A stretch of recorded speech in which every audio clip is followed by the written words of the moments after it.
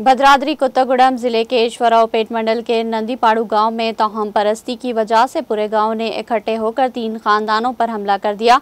गांव में कुछ अरसे से अफवाह फैली हुई है कि नंदीपाड़ू गांव में रहने वाले 3 खानदान खुफिया तौर पर काला जादू और भानुमती जैसे खुफिया रसूमात कर रहे हैं। इस तनाजुर में इन तीनों खानदानों के प्याम वेंकटेश 55 साला, मडम रंगैया 57 साला और देवाकर 24 साला के नाम के लोगों ने इन तीनों खानदानों से ताल्लुक़ रखने वाले अफराद है जो गांव में गुज़िश्ता 2 सालों में होने वाली अचानक अमवात के लिए जिम्मेदार है। पूरे गांव ने मुतहद होकर इन पर हमला किया और कहा कि वो काला जादू करके गांव वालों को मार रहे हैं। इस हमले में रंगैया के हाथ की हड्डी टूट गई और वेंकटेश शदीद जख्मी हो गया, जबकि देवाकर हमले के खौफ से भाग गया तो गांव वालों ने इनके घर पर भी हमला कर दिया और घर में मौजूद सामान को तबाह कर दिया। गांव वालों का कहना है कि यह हमला इसलिए हुआ क्योंकि ज़ात पंचायतों ने गांव में ऐसी पूजा न करने के कहने के बाद भी अपना रवैया नहीं बदला।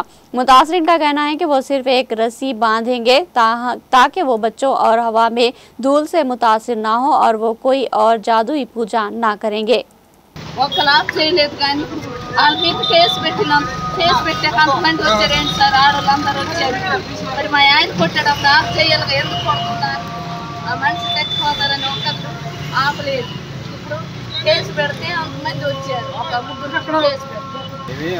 హాని చేసామని ఎవరికి ఏమీ కాలే.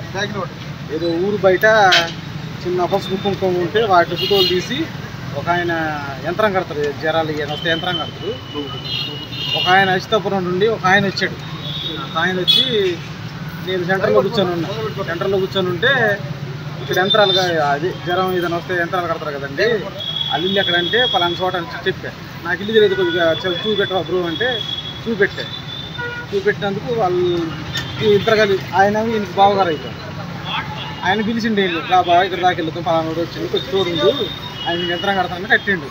ఆయన ఇటు ఆయన్ని గుత్తబాల కొట్టి ఇటో బంద్ చేశారు. ఆయన చచ్చిపోయిండో బతికిండో కూడా మాకు తెలియదు.